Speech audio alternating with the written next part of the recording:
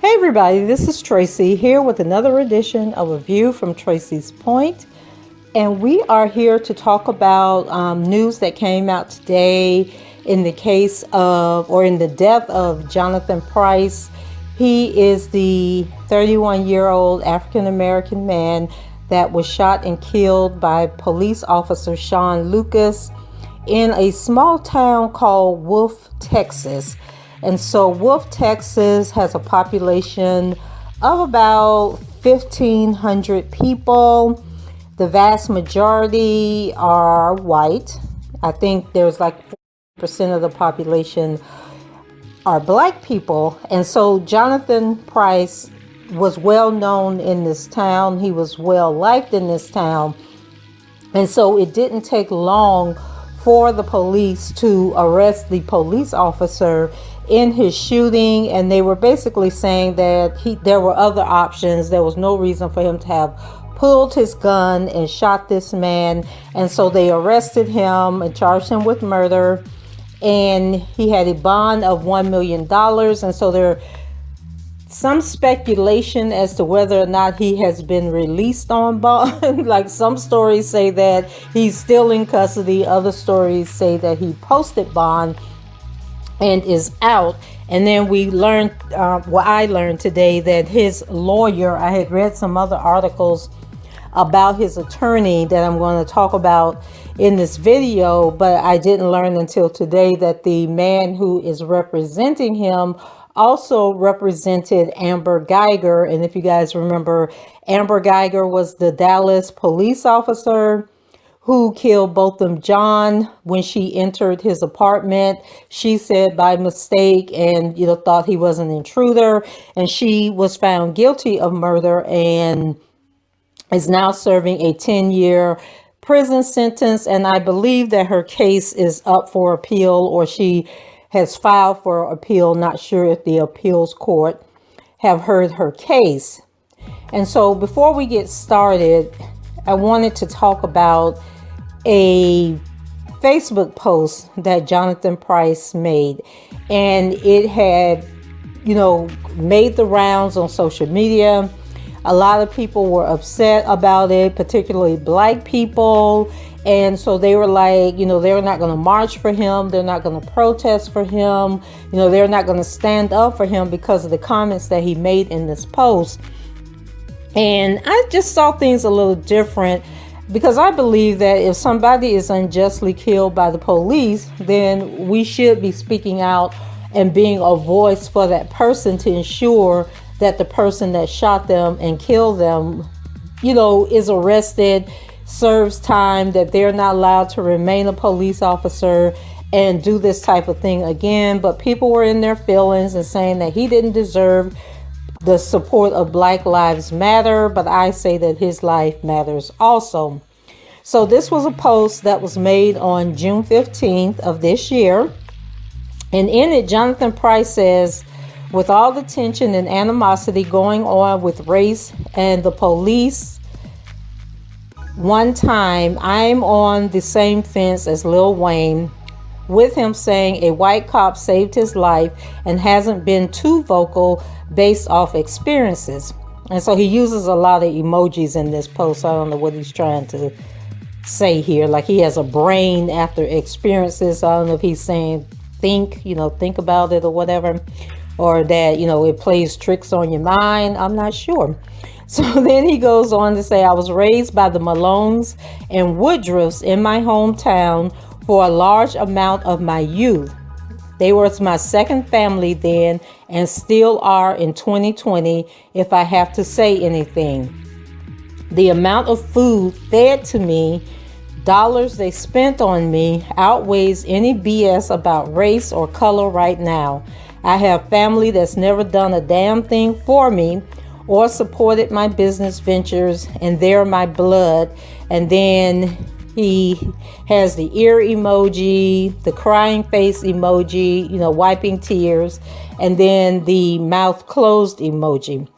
And so he says, they will forever be 1 million in my book. And then he has a lock and looks like an open Bible.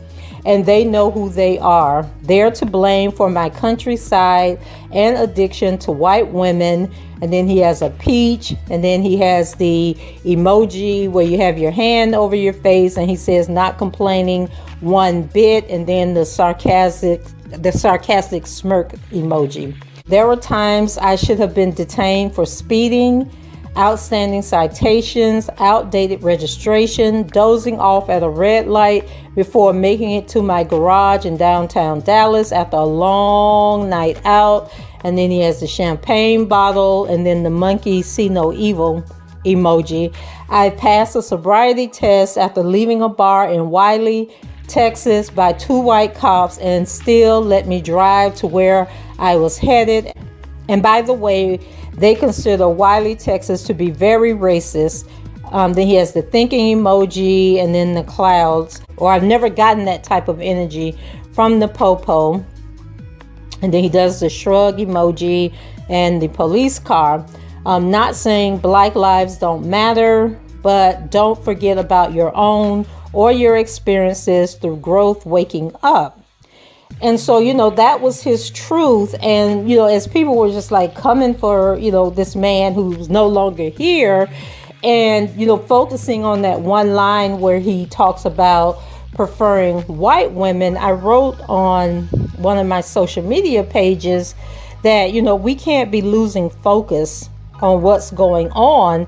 And, basically there's a lot of Black men that like white women. And so when I was reading his post, I took it as, here's a Black boy that came from whatever he came from, whatever his situation was, whatever reason his parents weren't there for him full time, and he had to rely on these white families to be there for him, because he even posted a picture in another photo of him as a little kid, and he's riding on the back of a wagon with this other kid.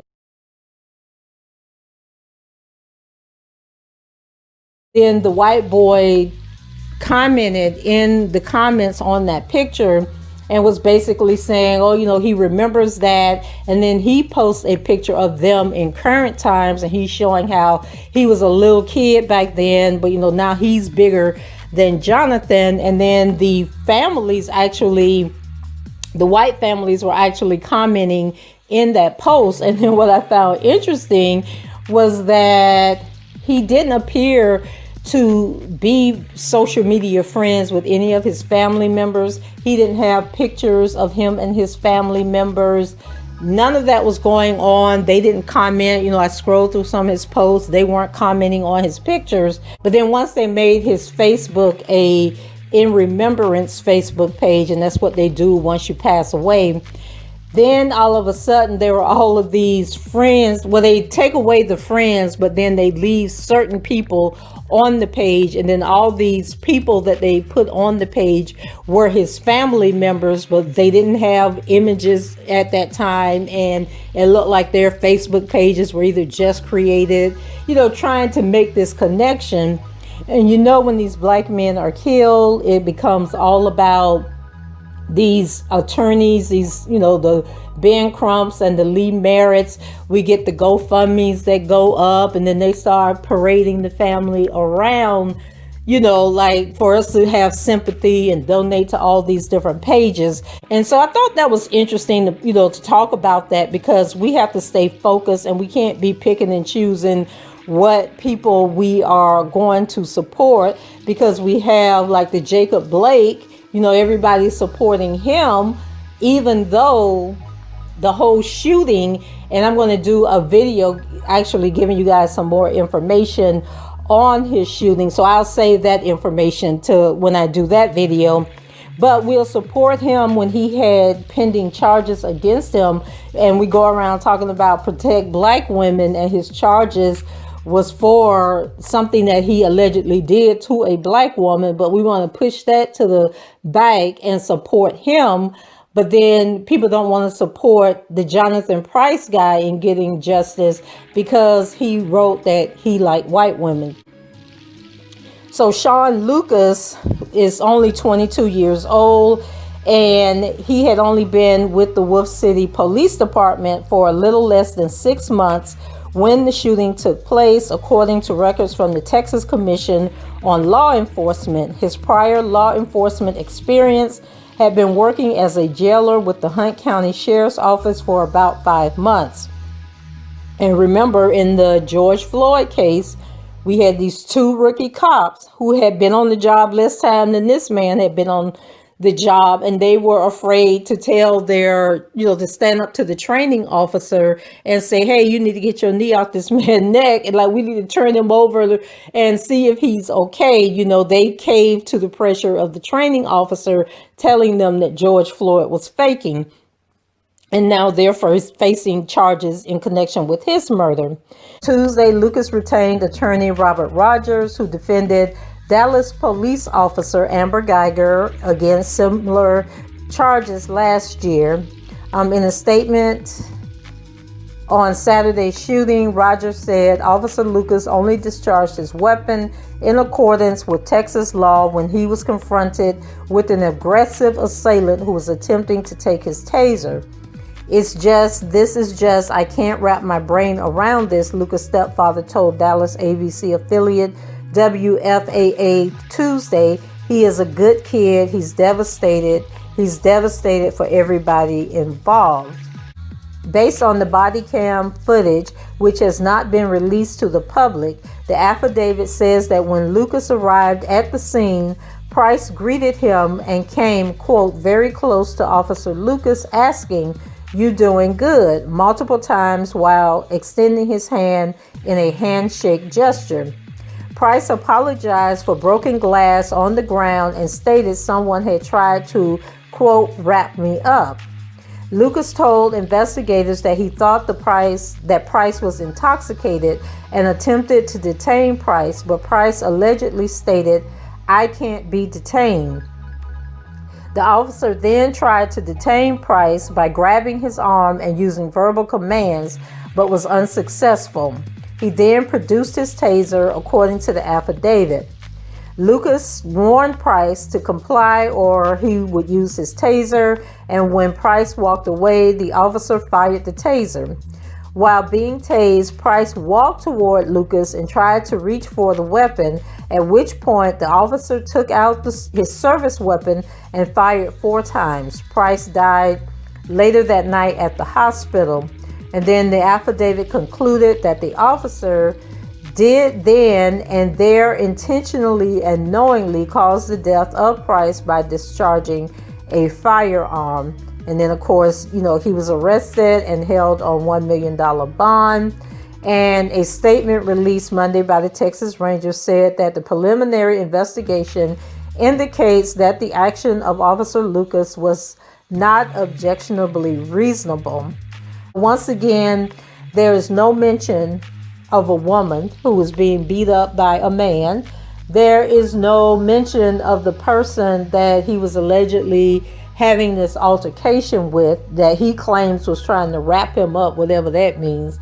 So it doesn't sound like, to me, that what the eyewitnesses have told the family, or the story that the family is circulating, is the way that it went down. Because it seems to me that when he approached the officer, he would have said, this young lady was being attacked or assaulted, and I stepped in to help her. We don't get none of that in this body cam breakdown. Nothing about the other person, nothing about the man. So I am just like, Lord, please don't let this turn into be another Jacob Blake situation, where they have just totally put this false narrative out there. But regardless of what the narrative was, I agree, with the assessment that the man could have tried a little bit harder, to control the situation. And then there were stories out there that the officer at some point actually got into his car and drove away. Now, they don't say at what point did he get in his car and drive away. So we don't know if the ambulance came and took him, once they took him to the hospital, he left the scene. We don't know if other officers showed up. And, once you're involved in in a shooting or a killing, you are not supposed to talk. You're supposed to wait until the representatives from the police union show up, and then you talk to that person. And with this being a small town, maybe there is no police union. And so he was told by another officer to just leave the scene. Maybe they told him to leave because people were starting to gather. I have not read any account of why, or if he did, in fact, get in his car and leave the scene before he should have left the scene. This is just stuff that was circulating on social media. So members of the community came together Monday evening for a vigil to mourn Price and demand justice. Civil rights attorney Lee Merritt said it was a diverse group of people who gathered. I know that people's voices are so powerful, Merritt said Tuesday. Anytime that communities stand up like we've seen all over the country, things actually begin to change. For those who aren't familiar with the case, this happened in, a small East Texas town called Wolf on Saturday night. The officer who arrived on the scene, his name was Sean Lucas. And like I said, he was arrested and charged with murder, and he may or may not be out on $1 million bond.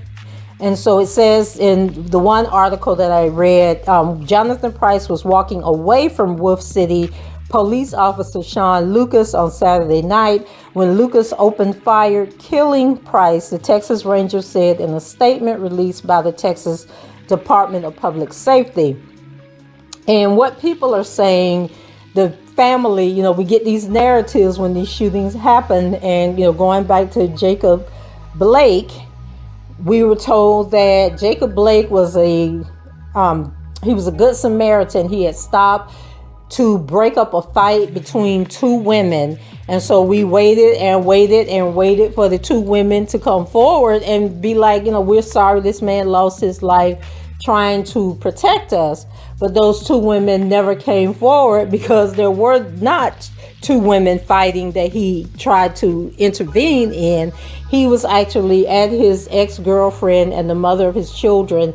He was at her place and he wasn't supposed to be there. And so maybe there were two women coming after him, and people got it confused. And I don't really blame people with their eyewitness accounts, because you think about it, nobody's expecting to witness, a crime. Like, you're not expecting to witness a police officer shoot and kill somebody, right? And so you're there minding your own business, and then all of a sudden this scuffle, this interaction happened, and then your brain is trying to process what happened. And so things that you saw seconds earlier, you begin to create your own narrative about what was going on. And we had something similar happen in North Carolina with the Keith Lamont Scott guy, where the people came out, the witnesses came out with this story, and then once the whole thing, unveiled itself, nothing that the people said happened. And I'm starting to think this with the Jonathan Price case, because people were telling the family, or the family created this narrative that he was at the gas station, he saw a man and woman fighting, or the man struck the woman, depending on who's telling the story. And so, being the good guy that he is, he went over, intervened on the woman's behalf, and then him and the guy got into an argument of some sort. And then that's when the police officer arrived. But the police are putting out a different story. And so in every article that I've read, when they're given that narrative about him being a good Samaritan and intervening to defend this woman, it always says the family said, the attorney said, Lee Merritt said. We have yet to get the police to say that this is what happened.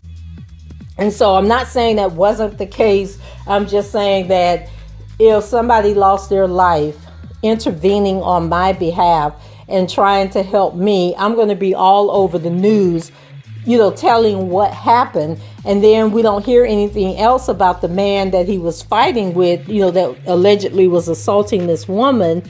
And so it's like, where is he? Did he get arrested? Was he questioned by police? Like, what's really going on? Merritt said Price's family was relieved to hear that Lucas was arrested Monday night, but said that arrest should have taken place 2 days ago.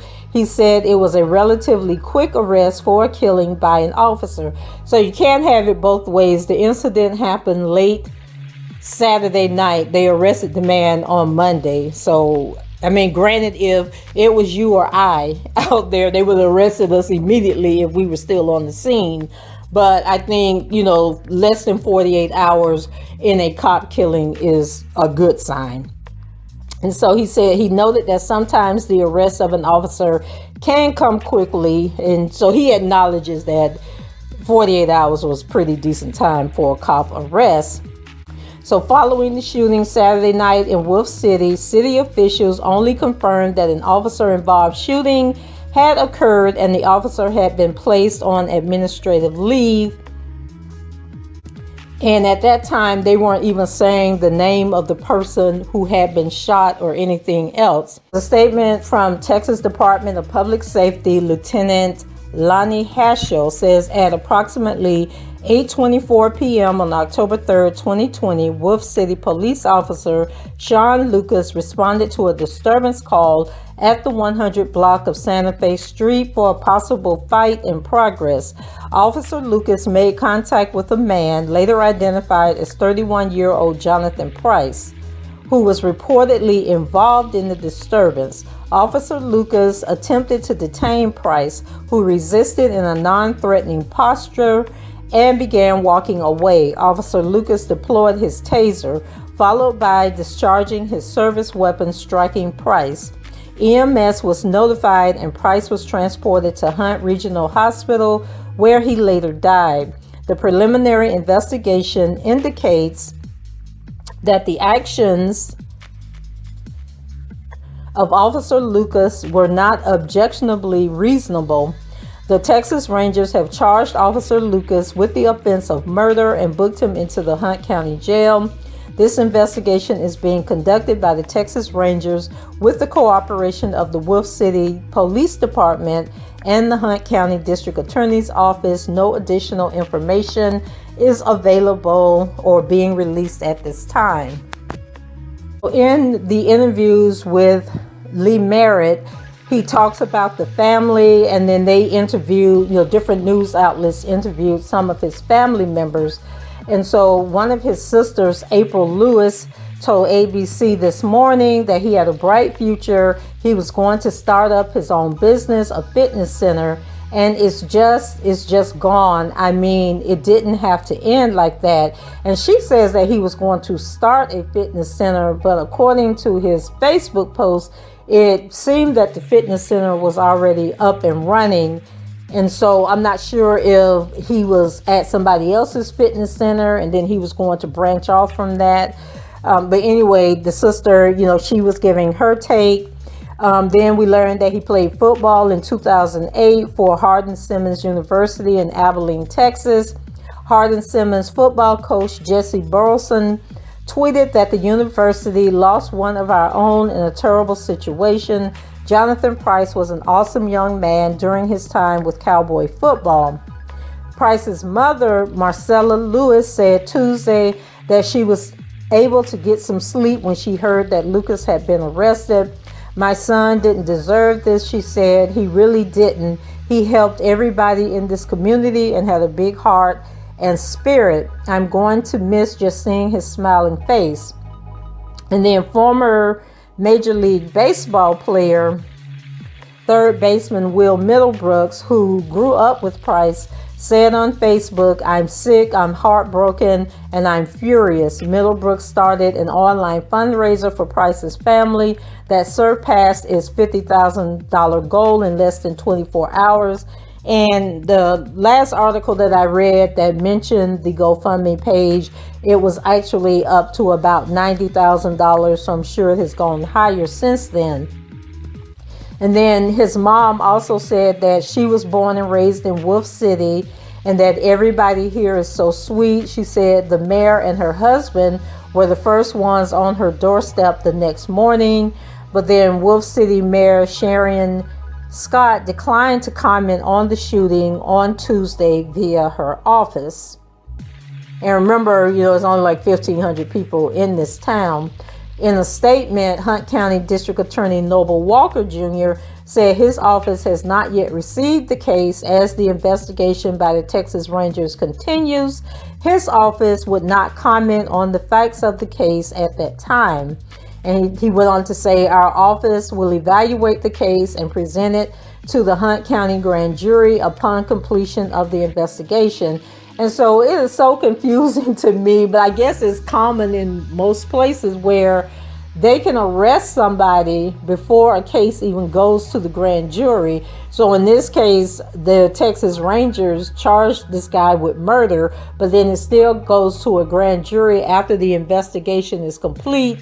And then I guess the grand jury could technically come back and say, we don't want to try him. So that's kind of confusing, and it gets our hopes up that finally justice, is about to start in the death of someone, but that's not always the case. Lee Merritt said that, prosecutors' offices have advocates who reach out to families and then when their loved ones are killed, and he wonders why the rules wouldn't apply when a policeman is charged with murder. They have no idea what happened in this case. We still haven't received an official report from anyone, he told reporters. In another interview with Marcella Lewis, his mom, she says, I'm glad they done got him off the street. My son didn't deserve this.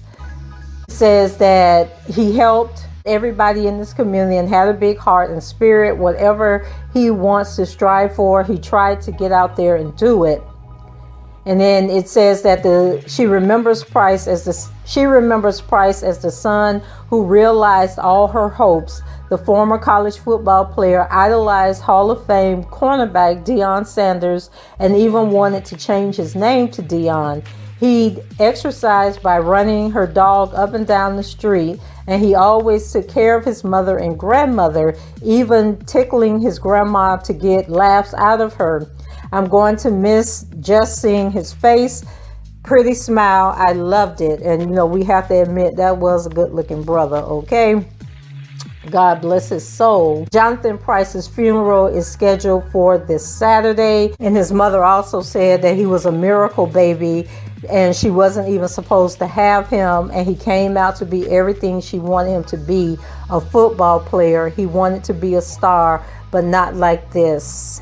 Price's experience growing up in Wolf City, a 1,500 person town about an hour northeast of Dallas, was different than that of many of the kids he came up with. Raised by a single mom who kept busy working multiple jobs, he credited 2 local families, both of them white, with helping to feed him and keep him active in sports. Years later, as an adult, he still referred to the Malones and Woodruffs as his second family. Later on, as a standout defensive back on Wolf City High School's football squad in the early aughts, the teenager became something of a hometown hero. I just grew up knowing him as the star athlete who was going to do big things someday, remembered J.C. Harrington, who said she looked up to Price 4 years her senior. He was known as the stand-up guy who beat the odds. And after spending some time playing football at Hardin-Simmons University in Abilene, Price worked as a personal trainer in Dallas. Friends said, but would return to Wolf City to give inspirational talks to local athletes, work with kids, and check up on the town he still considered home. Coach Price became his nickname. To know him, one longtime friend wrote on Facebook this weekend, is to love him completely. He would eventually move back to care for his mother and grandmother, friends said, taking a job with the city and once again becoming, in the words of one local person, a pillar of the community. One of the visuals the other night, a white guy showed up with a assault rifle or something, and I dropped that video in here, just basically being mean-spirited and trying to antagonize these people in their moment of grief. And of course they responded to the guy, but my thing is, you can't keep giving these people what they want, because when we go back to the Kenosha, Wisconsin shooting, where this boy killed these people in cold blood, and now he might get off because he says that he was defending himself. And so now you got this white man showing up at a vigil for a black man that's been killed by police, and he's just antagonizing the crowd. They're arguing and having to hold people back, and I'm sitting there cringing like, Lord have mercy, please don't nobody break through this and end up getting shot by this crazy man, because that's only going to make the situation worse. And at the visual, Jonathan Price's father, Junior Price, told reporters that he loved his son and tried to bring him up to do the right thing. And I was just wondering, like, if his family read that post on Facebook, and what did they actually think about that, and how he depicted them, and his love for the white people that raised him. And then, of course, everybody got their opinions, about what happened, and it's usually along racial lines. And so I thought it was interesting that on the social media post where his white friends were commenting and saying, what a great guy he was, the black folks was like, okay, well, we're going to see how great he was and how much you really loved him, when it comes to standing up, and demanding justice for him. And the white people was like, well, why wouldn't we demand justice? Like, he shouldn't have been shot and killed. So that debate was going back and forth. And then, of course, like I told you guys, the whole debate about the white women and how certain people don't want to support this case, don't want to get behind this case to ensure that this officer is held accountable. So that's it for me. I had meant to bring this information earlier, but, as I pointed out about, the comparison to the Jacob Blake case, where we got this story that he was this good Samaritan breaking up a fight between two women, and that turned out to totally not be the case at all. And then we have this case where this guy was supposed to have been stopping a man, intervening, between a man that was, about to fight a woman or was arguing with a woman, depending on who's telling the story. And then all of a sudden, these narratives are coming out, and from the officials that don't include the people that were allegedly that he was intervening to help, and nor has those people come forward to say, I'm the guy, I'm the woman, we're sorry. Could those people have been told by the police, not to talk to the media? Were the people black or were the people white? Like, we don't know nothing about these people. We just hearing, of course, according to the family, this is what happened. This is what people told us. And so it's really confusing. And I would think that by now, some of these CNN and, top news media outlets would have tracked those people down to do an interview. And here it is, 5 days later, and not a peep, not a name, not a description. So I am seriously wondering if that is actually what happened. And I don't know. And so anyway, guys, that's it for me. Leave your comments below, rate the video, and subscribe to the channel if you haven't done so already. And until the next time, I shall talk to you guys later. Bye-bye.